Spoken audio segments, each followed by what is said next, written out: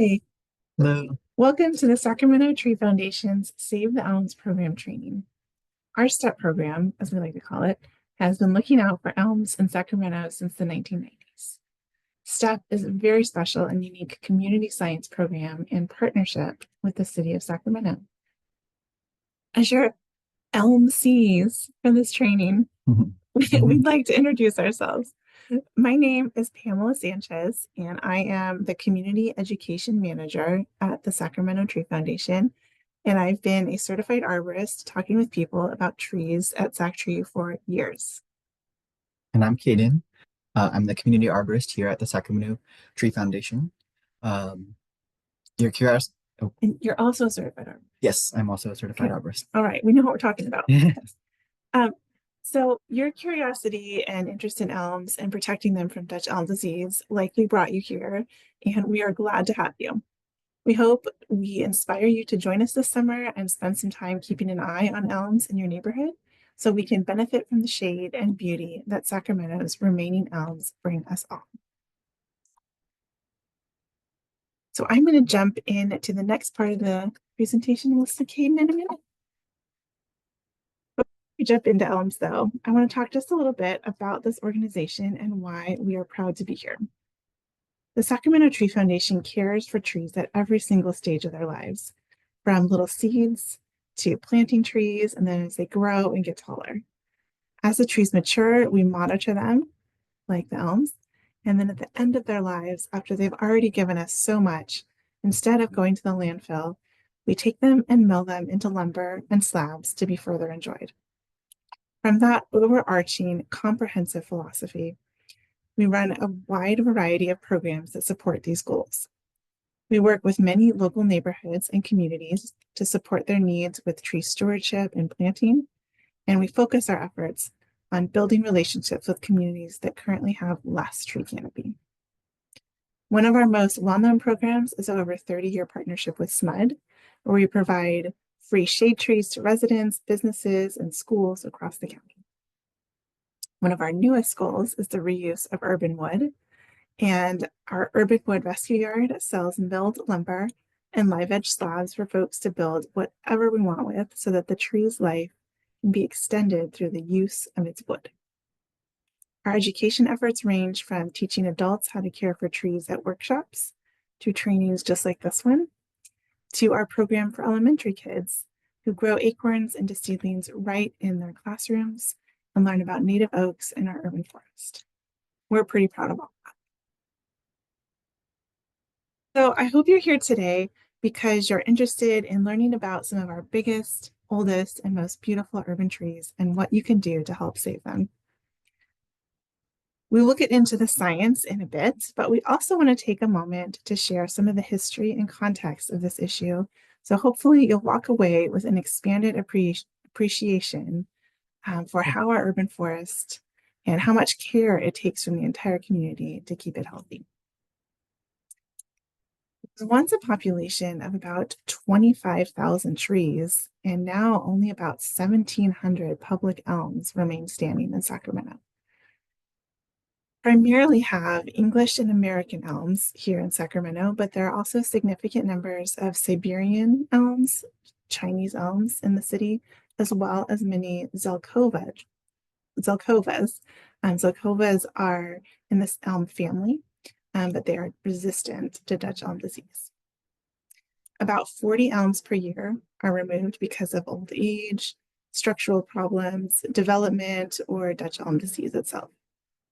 Last year, we had about 24 public elms removed due to Dutch elm disease and a few more for structural or age-related safety issues. The problem is that the new Dutch elm disease resistant varieties that we've been developing in this century and last century, or even the Zelkova tree that I mentioned, they are all beautiful and do well in our region, but they will just never reach the size of the older elms. The new hybrid elms are varieties that don't grow as tall. So these older elms were planted back when our streets were much smaller and we didn't have so many sidewalks and buildings encroaching on the planter space. When a mature elm is removed today, we will lose the canopy coverage of a large tree forever. Knowing what we now know about siting trees, most of these sites will be replanted with smaller or medium trees that will not come even close to providing the benefits of a large tree. Some of these sites will not even be able to be replanted at all due to encroachment from infrastructure like 5G and fiber optic. So it's essential that we preserve the standing mature canopy just as long as we can. You were here watching this presentation, and so as a tree lover, I'm sure you know about the benefits of trees. But just to reiterate, a robust urban canopy can provide a myriad of benefits to our communities. Shade for streets and buildings, which result in energy savings, improved air quality, stormwater filtering and retention, increased retail activity, slower traffic, less crime, better public health, ample wildlife habitat, higher property values, more beautiful neighborhoods, and I've run out of fingers. Trees bring us a sense of community, and we are grateful. So let's talk about the history. On the East Coast, where American elms are native and English elms were planted en masse, it is well known how the story of elms ends. Dutch elm disease has wiped out almost all of them. But have you heard the beginning of this story? Recognizing the need for shade, Sacramento's early white settlers planted elms widely because they reminded them of their hometowns back east. These planted elms created what was essentially a monoculture, one species. This part of our history serves as a reminder for the need for biodiversity. When large numbers of these elms died and we lost that canopy coverage, it had a very negative impact on our ecology and quality of life. The lesson on the danger of a monoculture has been learned the hard way for sure.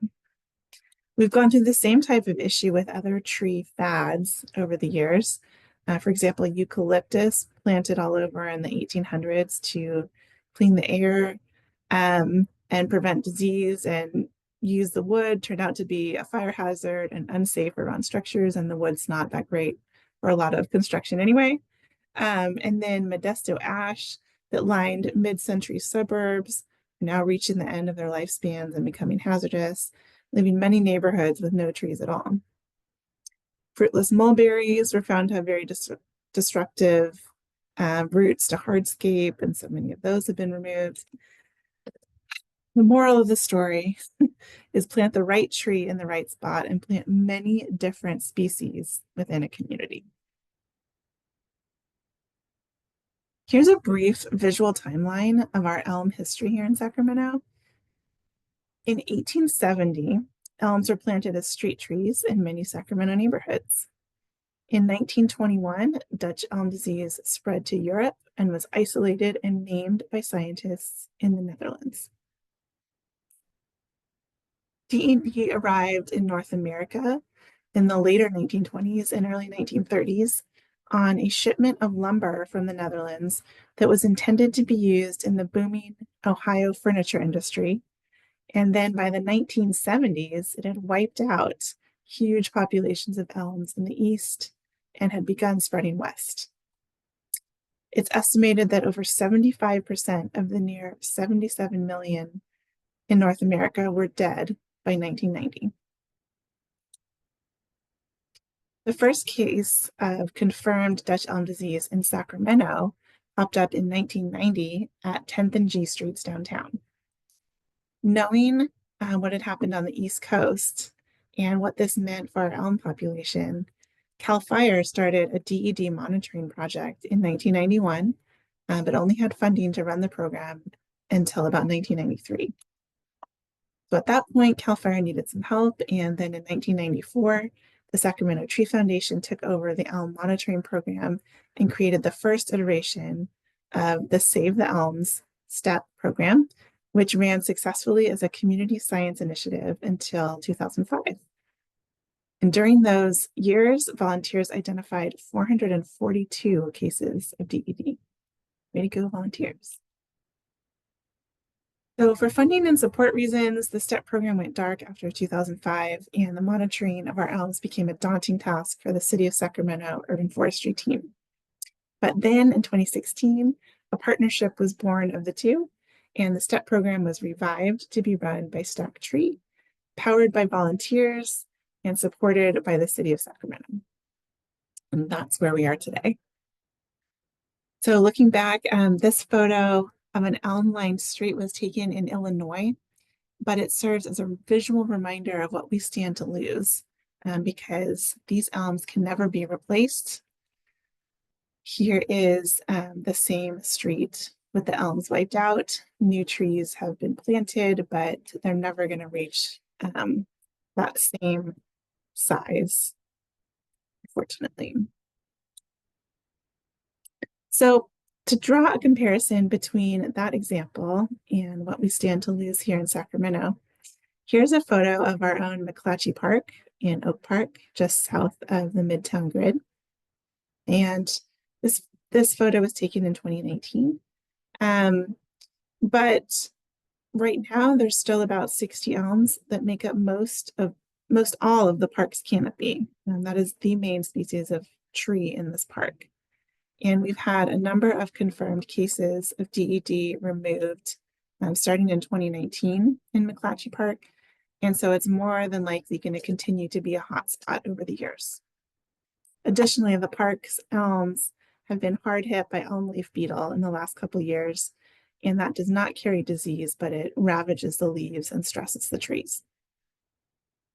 So even though we have already lost many of our elms, we have a lot left to lose. Some communities will be hit harder than others. McClatchy Park is an important gathering spot for Oak Park residents and the site of many community events. What will happen when there's no shade at this park? Will people still come here? Will events still happen? Will there continue to be those opportunities for connection and social cohesion?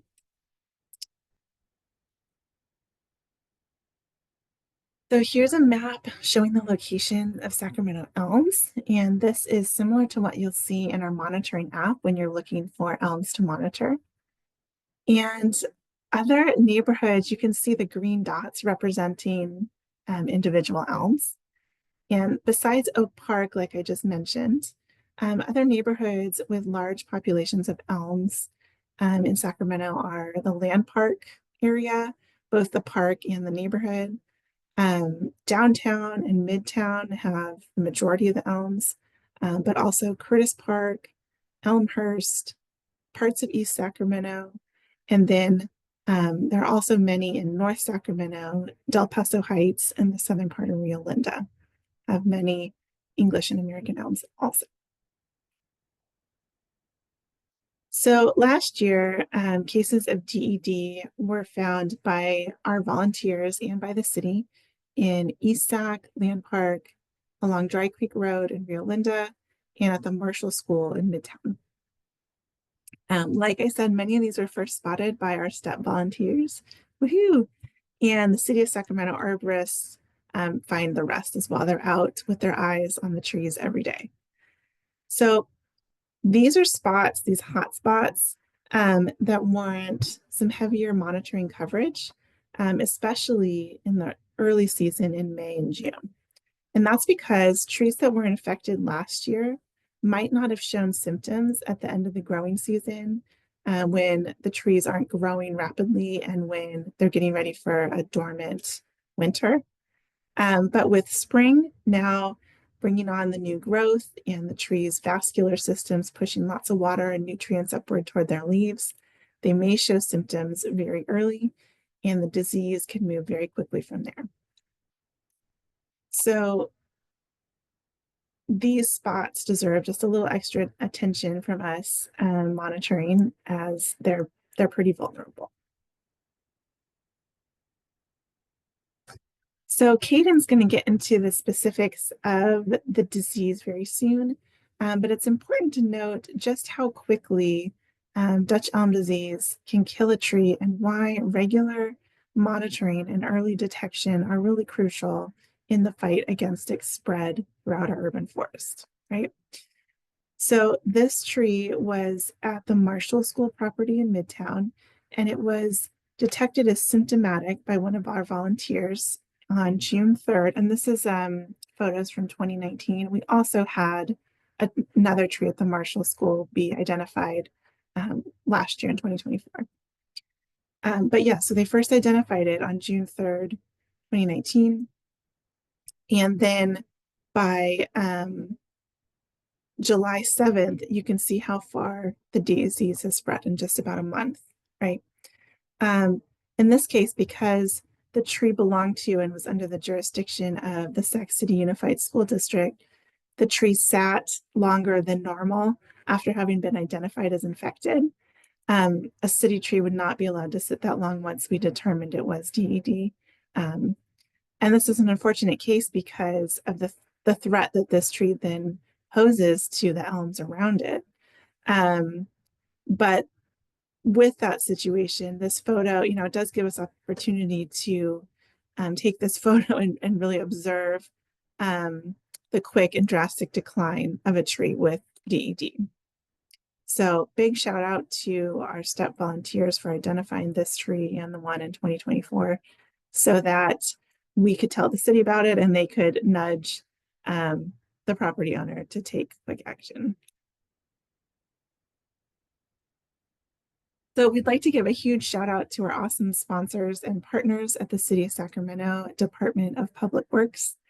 The city sponsors this program and has since 2005 because they recognize that they alone cannot prevent the loss of our elms and that everyday folks like yourselves are really critical in keeping an eye on our forest and thus slowing the spread of DED. So these are the experts behind the scenes of the program. They are all certified arborists and they care for all the city-owned trees in Sacramento, including managing the elms. So we've talked about the history and we talked about why elms are the best. And we've almost reached the point where we're going to get into all the science part of it all. But before we do, I want to briefly explain the STEP process as a whole.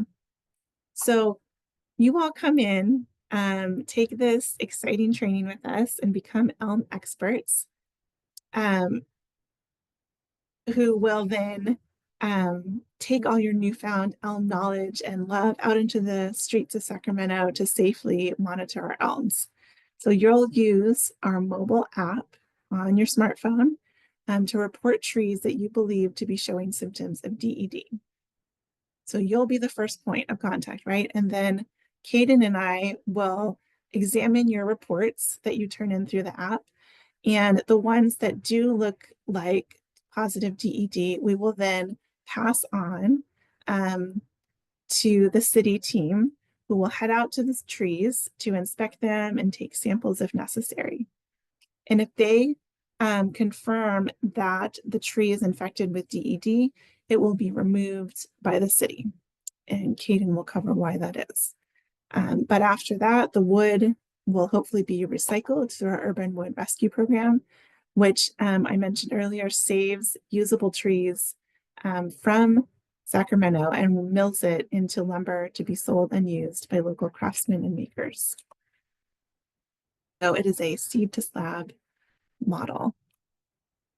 All right, so here's a photo of a Sacramento City arborist taking a sample of the inner wood after girdling the bark of an infected elm in Land Park. And we'll explain the process a little bit more detail in a bit, but you can see a good example of the fungal staining on that inner wood, which indicates the presence of DED. Just a few more pictures to share before we move on. Here's some fantastic volunteers learning to identify elm leaves at a training in 2023, examining that leaf. And then some more of you learning from a DED symptomatic American elm in 2024. Can't say this enough, but we could not do this without you. So thank you for being here. And then here's an elm log being delivered to our urban wood rescue lumber yard to be milled, dried, and then sold. All the proceeds from wood sales made at Urbanwood go right back into the Tree Foundation to fund our educational programs and keep us doing the work that we do. Finally, here are some milled elm slabs that have been debarked to prevent the transportation of beetles. And now they are slabbed, and you can see the egg galleries in some of them, which we'll show you some more in a bit as well. All right, so with that, Kaden, come on back. Kaden is going to take the wheel and talk about elms and DED. Thank All you. right, yeah. Hello. So it's time to dive in to the biology and ecology of our elms and Dutch elms disease. Sacramento has about 1,700 elms remaining in the city limits that we monitor through this program, including American, English, and Siberian elms. We also have lots of Chinese elms, same genus, and related Zelkovas, different genus, but same family. But these species are far less susceptible to DED, and so we don't monitor them at this time. We're going to teach you how to identify elms. However, if you don't have a botany or arboricultural background, you can still be a very capable volunteer. Most of our monitors are not professional arborists. In addition to our training, the monitoring app we use will have tree locations marked out for you. Just try to get a general idea of what elms look like so you can determine which trees is the elm on the map if there are multiple trees in that spot. Elms as a group have some general characteristics that will help you distinguish them from other urban trees like oaks and sycamores. Elm leaves are usually ovate in shape, a botanical term that means that the leaf is egg-shaped with a round base and a pointed tip. However, the base is uneven. One edge is a bit longer where it's attached to the petiole. The petiole is the botanical name for the stalk that attaches the leaf to the branch. And we'll also use this term later. You'll also notice that the edges of the leaf are teethy, what we call serrated. Also, the bark of many elm trees are often rough with fissures. Like I said, the monitoring app will show the elm tree locations on the map, and you don't need to stress about identifying the different species of elms. However, we're going to teach you the differences in the types of elms because it's super fun and interesting. And in some parks with dense elm plantings, it will be useful. Let's get to know the American elm, Ulmus americana. It is distinguished in our area by its wide, graceful form. They are often as wide as they are tall. Mature American elms have a very wide spreading shape, like a bouquet in a vase. The leaves are doubly serrate, meaning 2 rows of teeth on the edges. The bark is also distinct with a real basket weave pattern. American elms are native to a very wide range of North America to the eastern US and Canada. For example, it is the state tree of both Massachusetts and North Dakota. It is susceptible to DED, and while it still grows in much of its native range where it grows with types of trees, it has been ravaged in the urban areas because of extreme overplanting of this one species. The English elm, Ulmus procera, is actually the most abundant variety of elm in Sacramento because it's so widely planted in the past. English elms differ from Americans notably in the height and shape. They usually are over 80 feet tall and usually taller than they are wide, more of an oval, stately form. They are often the tallest tree in the city skyline. Leaves are still have the serrated edge and the uneven base, but they are only singly serrate and the leaves have noticeable teeny hairs on them. The bark is light gray and fissured. However, the pattern of the fissures is not like the basket pattern of the American elm. Oops. Sorry, excuse me. This went over there. There we go. Its name is English elm. It is native ranges all over southern Europe and also as far as southeast and northern Iran. We've not always included Siberian elm in step monitoring before, but we have been monitoring for the last several years because there aren't many of them. And even though they are much less susceptible to DED than American English elm, they can still get it. Siberian elm, Ulmus pumila, are indeed native to Siberia and much of Central Asia. The leaves are smaller than those of English or American elms, and the leaves are a little more narrow in shape. These trees usually show a lot of squirrel damage, And the symptoms of squirrels chewing on the branches can look very similar to the branches infected with DED. We'll talk more about that in a few slides. What is DED? Dutch elm disease is a fungal disease that basically prevents the tree from being able to transport water from the roots up to the leaves, and therefore it kills the tree by depriving it of water. There are two major ways the disease spread. One is through root grafts, which is where the root system of the neighboring trees have fused. The DED fungus can also be carried from tree to tree by the elm bark beetle. This is probably the most critical slide of the training. Identifying the symptoms of DED on the elm tree is what you need to learn so we can spot it and stop its spread. The most important symptom that we'll be identifying is wilting and flagging. What that means is that the leaves will droop and curl with a distinctive droop in the petiole. The leaves will generally start out pale green color as they wilt, then they'll turn to a yellow and then brown. The disease moves quickly, so you'll often see maybe one branch has started moving, then it rapidly moves down the tree into lower branches progressively quickly, especially in heat waves. We talked about how the disease affects the trees by blocking the water conducting system of the tree that transports water up and down the tree. And it can spread that way too. So you often see the disease spreading in a up or down pattern because that's where the tree is moving water, not side to side. So you often see it spread down just one side of a large tree at first. Additionally, DED tends to affect the epicormic shoots, which are small little sprouts that can grow from the base of a tree along the trunk. This is a key point because most of other stressors to the elms will not affect the health of epicormic shoots, and that can help you rule out other causes.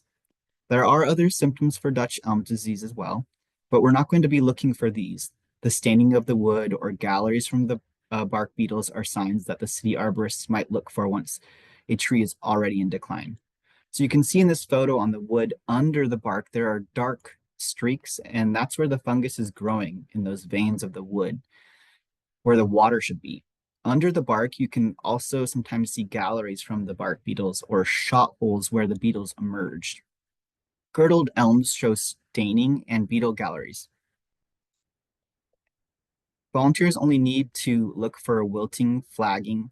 Only city arborists will remove the bark and look for staining and bark beetle activity. So this picture shows a classic DED wilt. You can see that the leaves have a whitish light yellow color. They've curled and it's localized in one area. This tree is very early in the infection, but these are the main things to look out for, that curl and that color. Notice how the leaf stalk petiole still protrudes even though the leaves are wilting. And here's another image where you can see that these leaves have started to turn brown, but they're more of a yellowish brown. Other causes of stress and damage to leaves, such as squirrel damage or impact from construction, will often have a more reddish brown colored leaf. Here are some more examples of confirmed cases of DED in English elms. These trees were in McClatchy Park on U Street in Midtown. The middle photo here is helpful because it really shows the full progression of the disease in one tree. You can see the top of the tree is totally dead. The disease has started there a while back, while when you start to go down, you see some of those brown leaves where the disease has been there for a bit. And then further out on those branches and further down, you can see the more yellowy color leaves where the disease has recently spread to. Let's talk a bit more now about how the disease is spread. DED has two primary causes. Do not worry about trying to distinguish what caused a certain tree to fall victim. We are only covering this to satisfy our curiosity. But the cause doesn't matter as the end result is the same. All infected elms will unfortunately die and must be removed before other elms are infected. So root grafts. This is thought to be the most common method of spread in Sacramento elms. Neighboring trees' roots can fuse together over time, and this is an important and beneficial adaptation for a forest, urban forest or other forest, for trees to share resources and share information. The problem is that they can also share disease. In some cases, you can trench around an infected tree to separate those root grafts and keep nearby trees safe, But that's not always advised because severing the roots of large trees can make them less stable and more likely to fall over. So you're going to look for symptoms like spreading up one side of a trunk from bottom to top, then back down, then the rest of the tree. Trenching, not always advised. Land park, where trees are close together and cutting roots could compromise their ability to hold trees in the ground when soil is saturated with water or after storms. So instead of that, what the city will often do is as soon as DED has been identified, they will cut out a layer of bark all the way around the trunk, girdling the tree like this, cutting out all of the living wood, all the tissue that conducts water and sugars up down the trunk. They're located just under the bark. So by girdling it, we're separating the canopy from the root system and preventing the disease from spreading. If it's only in the canopy, and so it's can't get to the roots where it could spread to other trees. It is sad to kill the trees like this, but the reality is that it would die from DED, and this way the spread is halted until the city crews are able to come and fully take out the tree. It can take several days or weeks to schedule the removal with the tree crew. This is the way we save as many elms as possible by identifying and then removing infected trees as quickly as possible. The other main method of spread is the elm bark beetle. The beetle doesn't cause this disease itself, but can carry the fungus on its body. And when it travels to a new tree and burrows into the bark and transmit the DED fungus, that's how it gets in there and transfers that. This is usually how the disease spreads longer distances because the beetles can fly from tree to tree. This little bark beetle was actually found at our yard here, crawling on one of the slabs that we had milled from the elm trees. This is what it looks like underneath the bark of an elm tree that had elm bark beetles living and tunneling in it. These are called egg galleries. What happens is the adult burrows into the elm, lays their eggs, and then beetle larvae chew away and then emerge and continue its life cycle. So now let's talk about some other causes of wilting. You may look at this photo and say, oh my gosh, this is DED. We need to report this tree. We can see wilting leaves that are curled and light in color, and it's localized on one branch. However, when you look a bit more closely, you can see that at the base of the branch, the bark has been stripped off, and a squirrel is the culprit. There are a good number of reasons why elms can show wilting leaves and other distressing symptoms that can resemble DED. Usually there is another cause. This is the biggest takeaway of today's presentation. Learn how to distinguish between DED and other issues that can look similar. Damage from non-DED causes such as squirrels gnawing on branches are much more common to see than,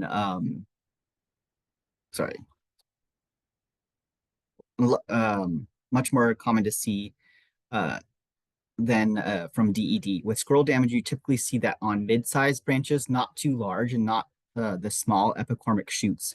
Also, after a while, the leaves on a squirrel damaged branch will take on a more reddish brown hue than the yellowish brown of DED. A branch could also look like this and just be broken. We recommend walking around a tree to look at it from multiple sides to see the whole picture. Learning how to identify symptoms of DED and other look-alike symptoms is a key part of our STEP training. It's not always easy. I mean, elms can be over 100 feet tall, and that means examining them with binoculars sometimes. I also want to mention again that Siberian elms in particular are very vulnerable to squirrel damage. Squirrels seem to prefer chewing on their bark over other elms. So that is something to watch out for, especially with the Siberian elms. And just a closer look here at where I'm talking about with the squirrel damage. Other issue elms can have is unrelated to Dutch elm's disease. This is damage from the elm leaf beetle. This is not the same as the elm bark beetle, which can carry the DED fungus, but instead the elm leaf beetle chews on the leaves and can skeletonize the leaves. This can stress the tree, but it's not usually fatal to the elms. It's just an eyesore for us humans. and also a pain when you have to deal with the nuisance of large numbers of elm leaf beetles and their frass. It's easy to distinguish from DED because the leaves have these holes, and while the leaves may turn brown as a result, they don't curl. This is not a pest we report through on our app.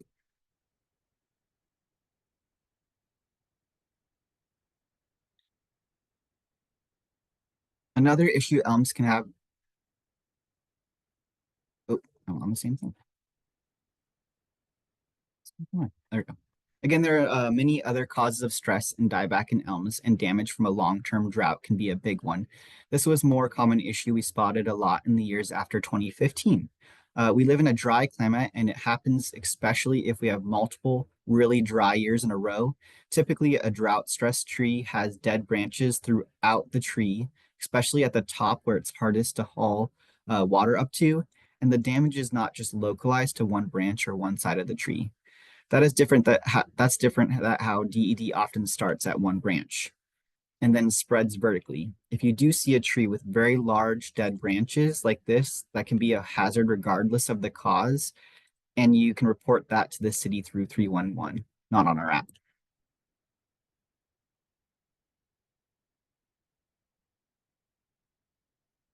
We also often see dieback due to construction damage. This looks a little bit different, but similar to the drought stress. It usually caused by compaction to the soil or digging and exposing too many roots, or also trenching and cutting many roots. This photo is in front of the B Street Theater, the Sophia.